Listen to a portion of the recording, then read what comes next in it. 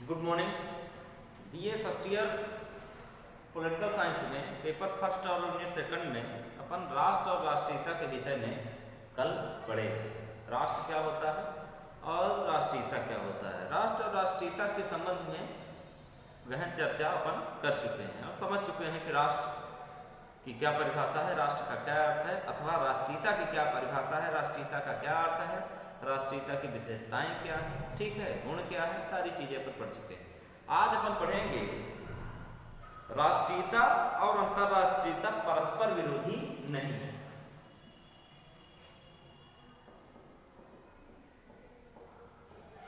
राष्ट्रीयता एवं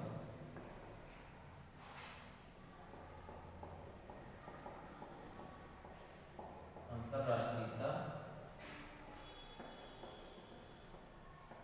परस्पर विरोधी नहीं है, ठीक है। राष्ट्रीयता एवं अंतरराष्ट्रीयता परस्पर विरोधी नहीं, इससे क्या आशय है, इसका मतलब क्या है। तो राष्ट्रीयता एवं अंतरराष्ट्रीयता परस्पर विरोधी इसलिए नहीं है क्योंकि कोई भी व्यक्ति अगर किसी भी देश की नागरिकता उसको प्राप्त है, किसी भी देश का कोई भी व्यक्ति अगर उस देश का नागरिक है, ठीक है ना, कानूनी तौर पर लीगली, तो वह अन्य देश की भी नागरिकता ले सकता है, यानी कि दोहरी नागरिकता जिसको कह सकते हैं। क्या कह सकते हैं, दोहरी नागरिकता भी लेने का जो है तो संविधान में अधिकार व्यक्ति को प्राप्त होता है, ठीक है ना। अतः इस बेस पर हम कह सकते हैं कि राष्ट्रीयता और अंतरराष्ट्रीयता परस्पर विरोधी नहीं है, एक दूसरे के विरोधी ना होते हुए बल्कि एक दूसरे के पोषक माने जाते हैं, ठीक है। तो यहाँ पर अंतर, अब देखिए एक एग्जांपल मैं आपको दे दूं। मान लीजिए कि भारत का कोई नागरिक किसी अन्य देश की नागरिकता चाहता है, किसी अन्य देश की नागरिकता चाहता है, तो वह क्या करता है, वहां की नागरिकता ले लेता है, ठीक है ना, और एनआरआई की कैटेगरी में वह चला जाता है। तो एक साथ दो नागरिकता ले सकता है, ठीक है। और अगर यहाँ की नागरिकता वह समाप्त करना चाहता है तो समाप्त भी कर सकता है, ऐसा भी प्रावधान है। लेकिन जो यहाँ पर जो पॉइंट रखा गया है, राष्ट्रीयता और अंतरराष्ट्रीयता का संबंध क्या है, तो मैं आपको बता दूं कि राष्ट्रीयता और अंतरराष्ट्रीयता का बहुत घनिष्ठ संबंध है। परिवार का कोई एक सदस्य विदेश में एनआरआई है, ठीक है ना, विदेश में रह रहा है, विदेश में या विदेशी कोई सदस्यता नागरिकता ले रखा है, लेकिन उसके परिवार के अन्य सदस्य कहाँ हैं, देश में है, राष्ट्र में है। तो दोनों का जो कम्युनिकेशन है, दोनों की जो कनेक्टिविटी है वह प्रॉपर बनी हुई है, दोनों की कनेक्टिविटी प्रॉपर बनी हुई है। इस आधार पर हम कह सकते हैं कि दोनों आपस में दोनों का जो है तो सहयोगात्मक भाव होता है, विरोधाभास नहीं होता है, ठीक है। तो यहाँ पर महात्मा गांधी ने एक बात कही थी, उसको अपन देख लेते हैं। तो महात्मा गांधी ने कहा था कि मेरे विचार में बिना राष्ट्रवादी हुए अंतरराष्ट्रीय होना असंभव है, यानी कि सबसे पहले आपको राष्ट्रवादी होना पड़ेगा, राष्ट्र का होना पड़ेगा, किसी न किसी राष्ट्र का आपको होना ही पड़ेगा, तब जाके आप अंतरराष्ट्रीय हो सकते हैं, ठीक है। जब राष्ट्रवाद एक यथार्थ बन जाए, इस प्रकार राष्ट्रीयता और अंतरराष्ट्रीयता एक दूसरे पर आश्रित है, यानी कि जब राष्ट्रवाद यथार्थ हो जाए, यानी यथार्थ का मतलब क्या है, आपकी नागरिकता पक्की हो जाए, राष्ट्रवाद से मतलब आपकी नागरिकता पक्की हो जाए, तब आप जो है तो क्या हो जाएंगे, राष्ट्रीयता और अंतरराष्ट्रीयता, यानी कि वहां पर फिर राष्ट्रीयता और अंतरराष्ट्रीयता एक दूसरे पर आश्रित हो जाते हैं, एक दूसरे पर निर्भर हो जाते हैं, ठीक है। फिर प्रोफेसर जिमर्न ने क्या कहा है, प्रोफेसर जिमर्न ने भी कहा है कि अंतरराष्ट्रीयता राष्ट्रों के मध्य उनके सर्वोत्कृष्ट और विशिष्ट प्रतिनिधियों के रूप में के मध्य सहयोग करता है, यानी कि अंतरराष्ट्रीयता क्या चीज है कि किसी भी व्यक्ति के मध्य एक परस्पर सहयोग की जो है तो भावना के साथ आपस में तालमेल बैठा करके प्राप्त की जा सकती है, ठीक है। अब एक चीज यहाँ पे आती है कि राष्ट्रीयता की भावना के विकास में बाधक तत्व।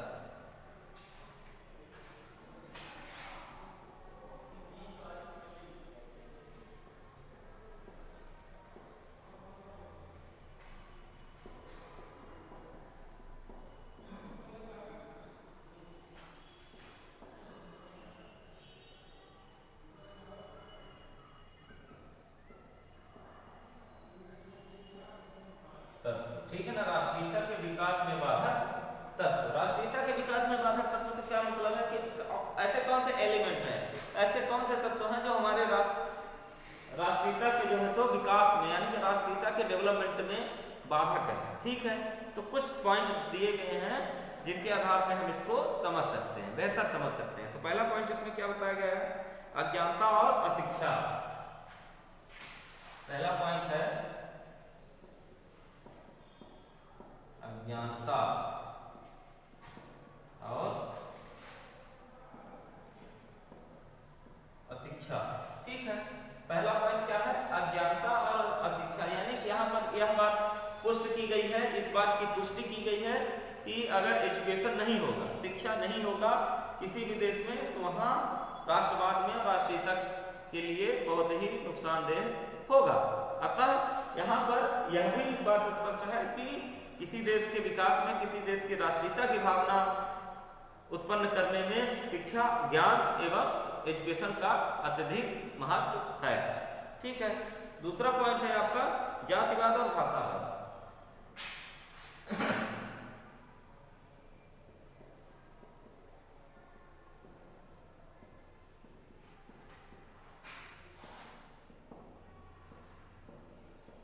जातिवाद और भाषावाद से क्या मतलब है? जातिवाद और भाषावाद से क्या मतलब है? भारत एक ऐसा देश है, भारत एक ऐसा देश है जहां विभिन्न जाति के लोग रहते हैं, विभिन्न भाषा बोलने वाले लोग रहते हैं, विभिन्न जाति के लोग रहते हैं, विभिन्न भाषा को मानने वाले लोग रहते हैं। ठीक है ना, विभिन्न भाषा को बोलने वाले लोग रहते हैं। तो यह भी एक राष्ट्रीयता के लिए बाधक तत्व है। कैसे? तो आइए समझते हैं।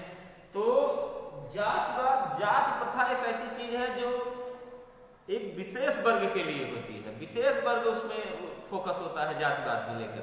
ठीक है, कैसे? जैसे मान लीजिए कि किसी एक जाति के लोग हैं तो उस जाति के लोग सिर्फ उसी जाति के विषय में सोचेंगे और विकास उसी जाति में, या जो भी चीजें हैं चाहे फायदा हो चाहे नुकसान हो, उसी के इर्द गिर्द घूमेगा, उसी जाति के इर्द गिर्द घूमेगा, जो कि देश के विकास के लिए बेकार है, नुकसानदेह है। ठीक है, तो जातिवाद राष्ट्रीयता के लिए भी नुकसानदेह है, क्योंकि अगर जातिवाद होगा तो वहां पे आपके अंदर राष्ट्रवाद की भावना का उदय एवं प्रगाढ़ राष्ट्रवाद आपके अंदर नहीं आ पाएगा। ठीक है, दूसरा है भाषावाद।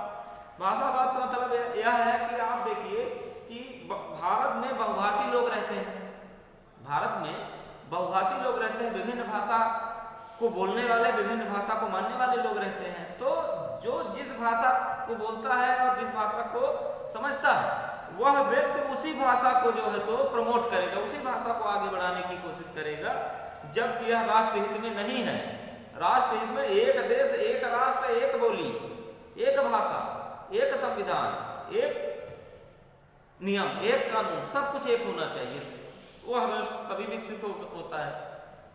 ठीक है, तो यहाँ पर भाषावाद भी हमारे राष्ट्रवाद के लिए नुकसानदायक है और प्लस जातिवाद भी हमारे राष्ट्र के लिए नुकसानदायक है, यानी कि हमारे राष्ट्रीयता में यह बाधक तत्व माने जा सकते हैं। ठीक है, फिर अगला है क्षेत्रीयता की भावना।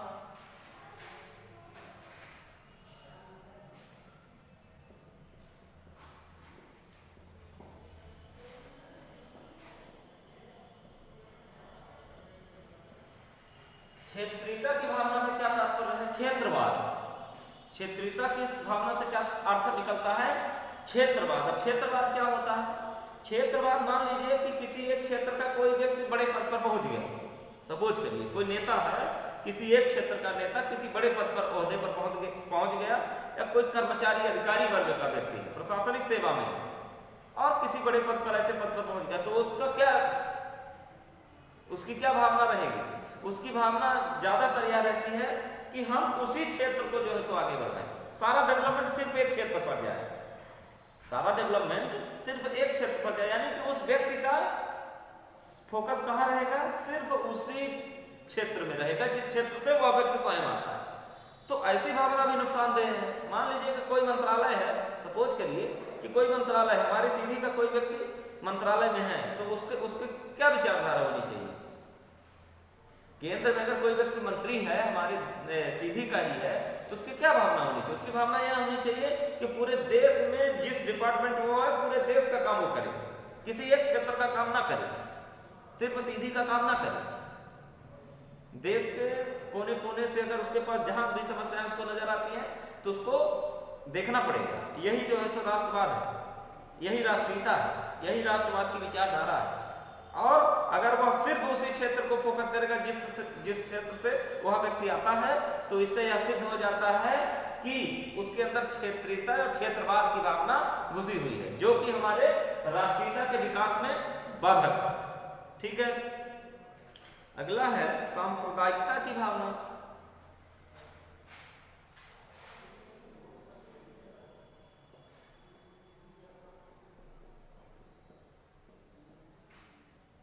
सांप्रदायिकता की भावना, जिस तरह से आप देखिए सांप्रदायिकता की भावना, आप देखिए कि हमारे यहाँ सांप्रदायिक भावना को मानने वाले और उसको जीने वाले बहुत सारे लोग मिल जाएंगे आपको, जो सिर्फ एक संप्रदाय की बात करेंगे, जबकि ऐसा नहीं होना चाहिए। यह देश के विकास में, राष्ट्रीयता के विकास में बाधक है।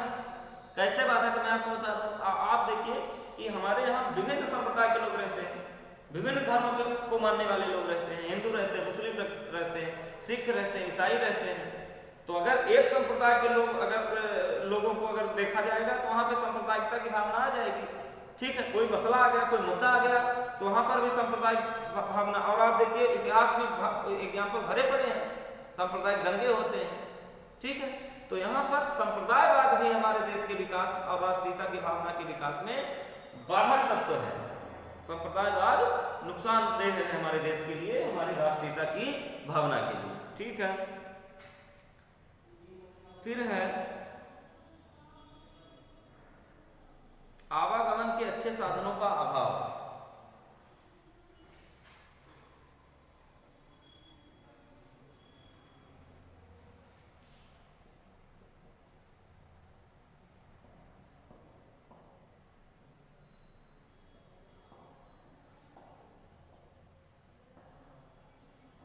आवागमन के अच्छे साधनों का अभाव, यानी कि आवागमन यानी आने जाने। आवागमन से क्या तात्पर्य है? आने जाने से तात्पर्य है कि अगर हमको वहां जाना है और वहां से यहाँ आना है तो एक अच्छा लिंक होना चाहिए, कम्युनिकेशन का एक बेहतर लिंक होना चाहिए, लिंक में प्रॉब्लम ना होनी चाहिए। जैसे आवागमन यानी कि रोड लाइन हो गया, रेल लाइन हो गया, एयर लाइन हो गया, जितनी भी लाइनें हैं वह बेहतर होनी चाहिए और सशक्त होनी चाहिए। ठीक है, जिससे हम यहाँ से वहां, वहां से यहाँ सुरक्षित तरीके से पहुंच सके। और यह भी हमारे जो है तो इसका अभाव है हमारे देश में, यह भी राष्ट्रीयता के लिए एक नुकसानदेह पॉइंट है। ठीक है, देशभक्ति का अभाव। छठवां है देशभक्ति का अभाव। देशभक्ति का अभाव, यह भी पॉइंट बहुत महत्वपूर्ण है। देशभक्ति का अभाव, अगर व्यक्ति के अंदर देशभक्ति की भावना नहीं होगी तो वह भी देश के लिए नहीं सोचेगा, कभी नहीं सोचेगा, चाहे जो नुकसान होता हो जाए। तो इस भावना का आना व्यक्ति के अंदर अत्यंत महत्वपूर्ण है, तभी जाके हमारी राष्ट्रीयता की भावना में विकास हो पाएगा। लेकिन अगर इसका अभाव है तो यह विकास में बाधक पॉइंट बन सकता है। ठीक है, और लंबे समय तक किसी देश की दास्ता। सतवां है लंबे समय तक किसी देश की दास्ता। लंबे समय तक किसी देश की दास्ता से क्या तात्पर्य है? यानी गुलामी, जो देश गुलाम हो जाते, जैसे हमारा भारत 2 वर्षों तक गुलाम रहा। ठीक है, तो यह भी देशभक्ति और देश प्रेम की भावना में थोड़ा आने में वक्त लगता है। ठीक है, तो यहाँ पर यह पॉइंट भी जो है तो हमारे राष्ट्रीयता की भावना के विकास में बाधक है कि अगर कोई भी देश अगर लंबे समय तक किसी देश के अधीनस्थ रहा, किसी देश के प्रशासन में रहा और किसी देश का गुलाम बन के रहा, तो वहां पर फिर राष्ट्रीयता की भावना में बाधक बन सकता है। ठीक है, तो ये हो गया। अब यहाँ पर एक पॉइंट और जोड़ देते हैं कि इन बाधाओं को दूर करने के उपाय क्या है। आखिर क्या ऐसे पॉइंट है कि कैसे अपन दूर कर सकते हैं, उसको मिटा देते हैं। ठीक है,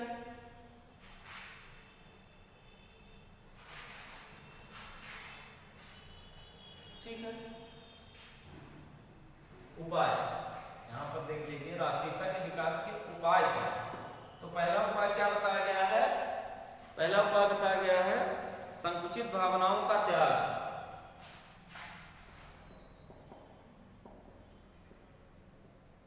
संकुचित भावनाओं का त्याग, ठीक है।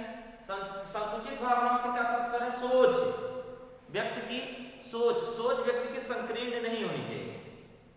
व्यक्ति की सोच ब्रॉड होनी चाहिए, वैश्विक होनी चाहिए, ग्लोबल होनी चाहिए, जिससे वह चीजों को समझे और जो परंपरागत सोच है उसको बदलना पड़ेगा। पहली, शिक्षा का उचित प्रचार और प्रसार दूसरा है, ठीक है।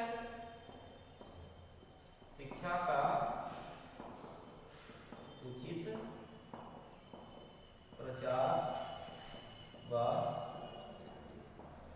प्रसार, ठीक है। शिक्षा का उचित प्रचार व प्रसार यानी कि शिक्षा, एजुकेशन को फैलाना पड़ेगा, एजुकेशन को प्रचारित करना पड़ेगा, प्रसारित करना पड़ेगा, जन जन तक पहुंचाना पड़ेगा।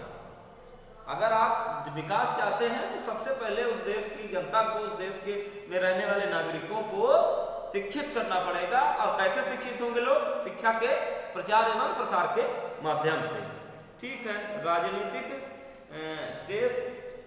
देश के सभी क्षेत्रों का संतुलित आर्थिक विकास। तीसरा है देश के सभी क्षेत्रों का संतुलित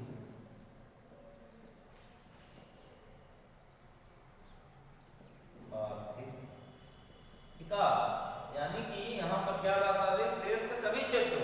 देश के सभी क्षेत्रों से क्या तात्पर्य है? देश के हर कोने, हर भाग को का संतुलित एवं आर्थिक विकास हो, यानी कि डेवलपमेंट जो हो वो समानता के साथ हो, संतुलन के साथ हो। ऐसा ना हो कि एक क्षेत्र को हम खूब विकसित कर दें, एक क्षेत्र को हम उपेक्षित कर दें, ऐसा नहीं होना चाहिए। हर क्षेत्र का विकास होना चाहिए और संतुलित विकास होना चाहिए, ठीक है। राजनीतिक दलों का सही आचरण, चौथा है